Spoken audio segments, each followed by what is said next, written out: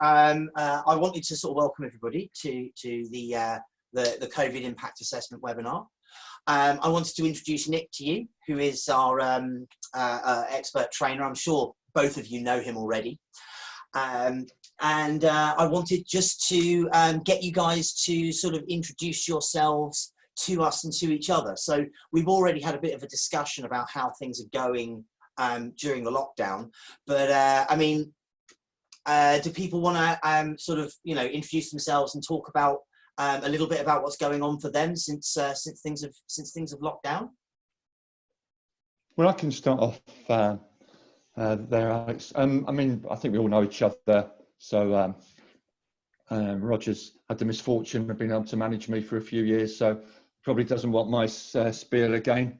Mm-hmm. Yeah, I think this was just a sort of no presentation or nothing too heavy or formal, just a way for us to talk about the impact of COVID-19, what's been happening for the last 2 months in our working lives, and maybe talk about training. I mean, I'm happy to kick off. I mean, it's in my personal situation, it's now been 6 complete weeks since we've been in lockdown.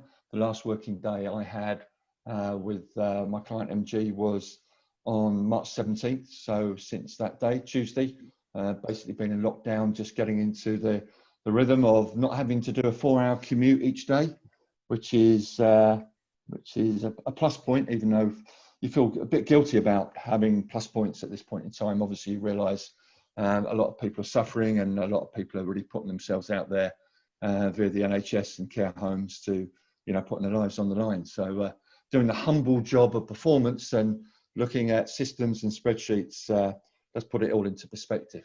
I don't know how much you guys want to hear from me, because obviously it's a slightly different world where I come from. It is very much a lot of the same things, though, in terms of the working from home. It's been good to avoid the commute.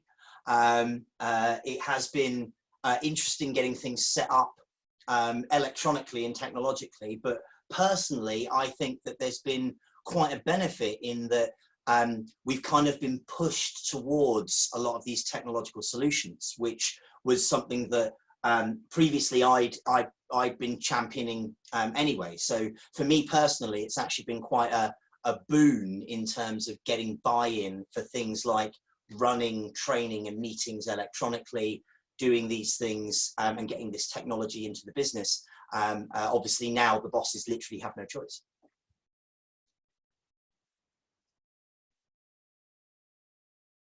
I think what you are saying is important, Alex. I mean, taking training going forward, it's less likely that we're going to have one-to-one training or training as in the same structure that we've had previously, where we really, you know, hired a room and then, you know, we were able to teach people in that environment. I think very much now it's going to be teaching online, and I know something that you're interested in, and I think what might be good for you to discuss with Matt and Roger, whoever else joins, is maybe the cost effectiveness of that type of training and where that training might take place, how it might take place, I mean, and at what times.